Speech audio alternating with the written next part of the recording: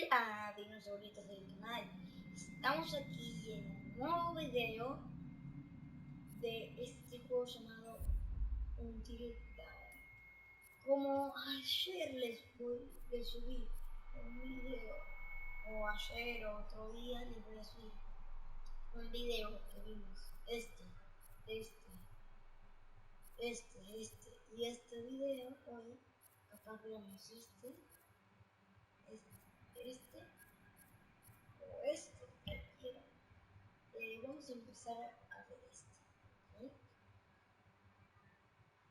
3, 2, 1, tiempo. Hi, this is Lee Robinson, production designer on Until Dawn. The production design for Until Dawn started with the great teen horror script that sets the characters in a Canadian winter mountain lodge, being a contemporary setting with visual clues derived from classic films of that genre, such as Hitchcock's Psycho and Stanley Kubrick's Shining. The storyboards are vital to the production design, as it allows the designer to understand the scale of the environments to be made and the detail that would be seen to create the atmosphere of a horror. This took us into concepts that took these storyboards further, visualizing the world through the color palette, the lighting, tone and the mood, and developing key locations such as the lodge, the cable car stations, the forests themselves, the wilderness. As you can see, the environments and atmospheres change quite a bit from warm and inviting to cold and threatening. The Millionaire's Mountain Lodge was a key example. It was designed to be made from nearby stone and timber, embedding it into the landscape, with a contrasting and contemporary interior needing to be opulent and extravagant. We created dark and claustrophobic corridors with ominous and large open spaces, almost cathedral-like in size, and with huge structures to silhouette and dwarf the characters within, providing a labyrinth to explore and wander. Each character was developed with a strong visual identity in mind, with contrasting colours, tones and silhouettes to identify them, each to have their own texture, pattern and shape, so that when they were lined up you could always identify them. The costume designs allowed a range of clothes that would suit them for the cold winter weather, but also have an element of style and individualism, so that the audience could look at them and relate, recognizing themselves within them. A lady would like to cuddle up with her man by a nice cozy fire bathed in atmospheric mood lighting. Right. It'll get plenty toasty once we're rubbing up against each other. Mike? Yeah. Fire and mood lighting. Yes. Working with the lighting artists, we really brought the look and feel of the world together, and this required a thorough understanding of the visual language of teen horror. A key scene was where all the characters emerge out of the rear of the lodge chasing Hannah. A contrast is evident straight away from the exterior wilderness to the warmth of the lodge. The attention to character lighting here is through the bounce and rim lighting, accented colours and composition, creating characters that come from the dark into the light and back again with an emotional effect. Guys, there's someone outside. What the hell? Hannah! What's going on? Where's my sister going? It's fine. She just can't take a joke. It was just a prank, Han. Miren, así de perfectos eran. Y así de perfectas, hijas de puta las dejé yo. Anda, créditos. Acá les voy a mostrar.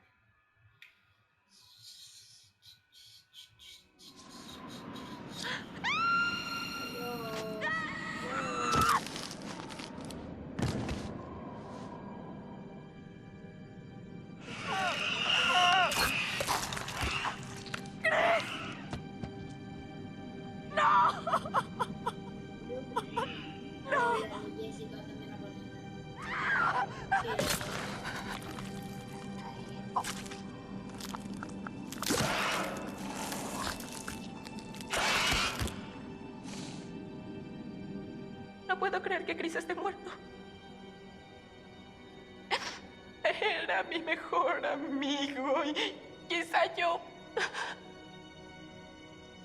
Nunca hubo oportunidad.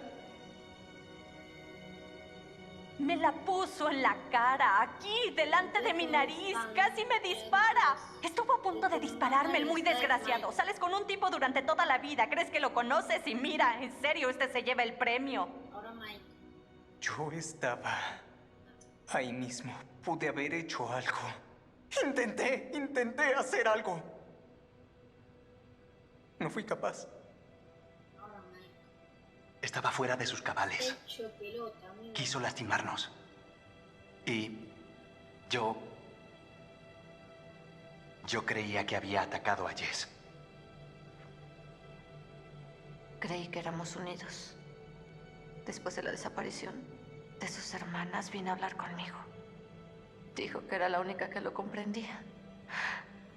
Yo creí Sí, donde Descansita. que teníamos una conexión. Si necesitas hablar con alguien, Estoy bien. a veces, tras una experiencia traumática, Dije que estoy bien. Viste, ella me entiende. Oí a Jessica. No sé cómo llegó hasta allí ni por qué, pero sé que era ella. ¿Y Matt? ¿Está bien? ¿Ya terminó de hablar con él? Estoy algo preocupada porque, bueno, yo soy su novia. Se lo dijo, a lo mejor durante unos minutos se le olvidó lo que significa eso, pero él sabe que lo adoro. Lo sabe. Le dijo que lo sabe, ¿verdad? No, no le digo nada de eso. Tiene que escucharme. Y acá No me importa si me cree o no. No importa porque lo hará. Tiene que bajar a las minas.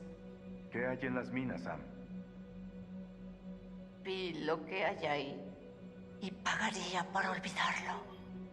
Vale. Y ahora van a ver lo que le hizo el porillo.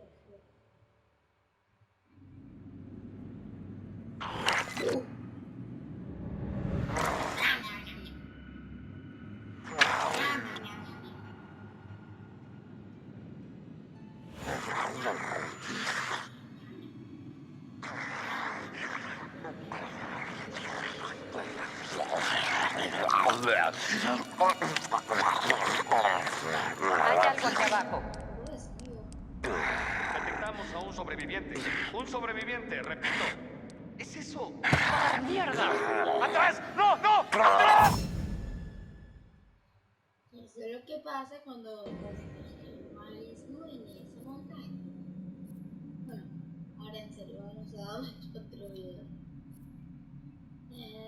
Este lo voy a dejar por un video solo. Esto también. No, este no lo voy a hacer.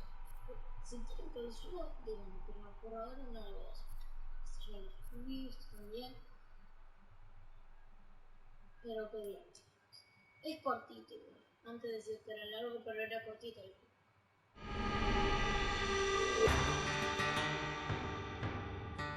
America's North Woods border region. Within this land of 10,000 lakes and miles of dense timber, a hideous creature is believed to lurk. The North Woods is probably one of the last frontiers in America. There's still a lot of places in this area that hasn't been set foot by man. Monsters and mysteries exist here because it is remote. Up in the North Woods, winters are long. In times of biting cold and isolation, a devouring monster is believed to come forth. It's terrorized native people for generations. Growing up, I was told, like, don't go outside, the Wendigo will get you.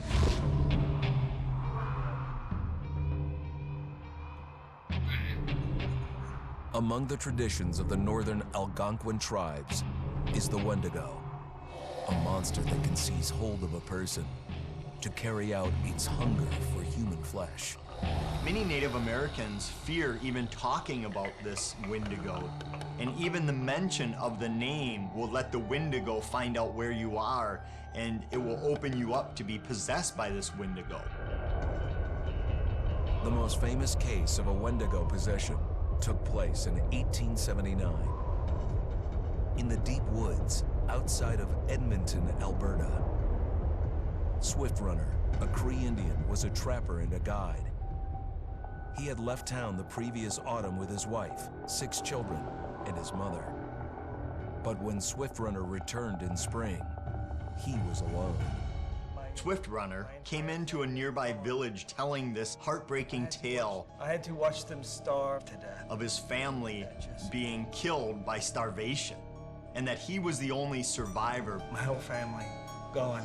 It wasn't hard to understand a family falling victim to a brutal winter. To even not. Yet something was suspicious about Swift Runner.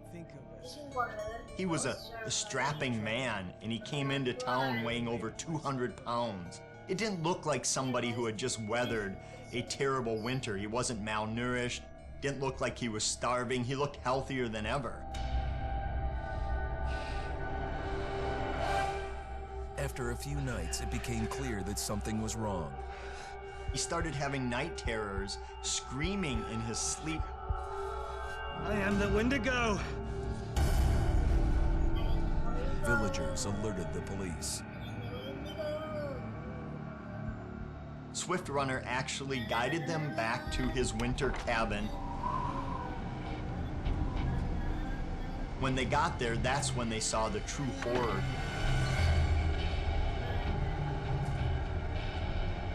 Human skulls were scattered around, many bones, some of which had been snapped in half, and the marrow inside had been drained. They had never seen anything like it. Swift Runner had killed his entire family, shooting them, hitting them with an axe, strangling, and then eating most of their bodies.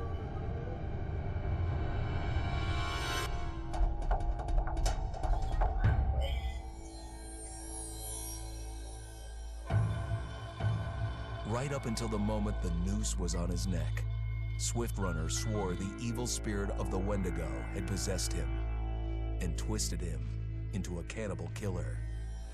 When he was on the gallows, Swift Runner himself said, "I am no longer a man."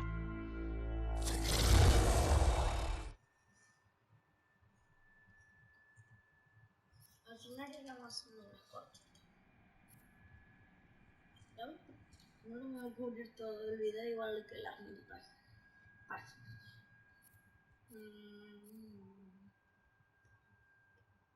Pues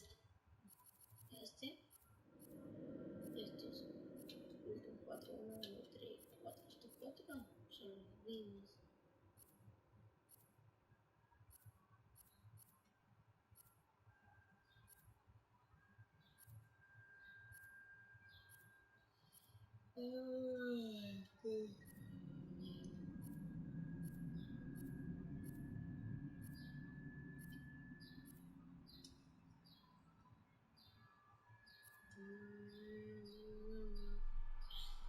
Hoy voy a hacer un video despidiendo.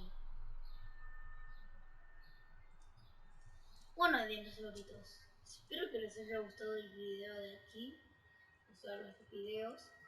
Este es el que hasta ahora más me gustó a mí. Ustedes pueden decir cuál fue el que más les gustó a ustedes.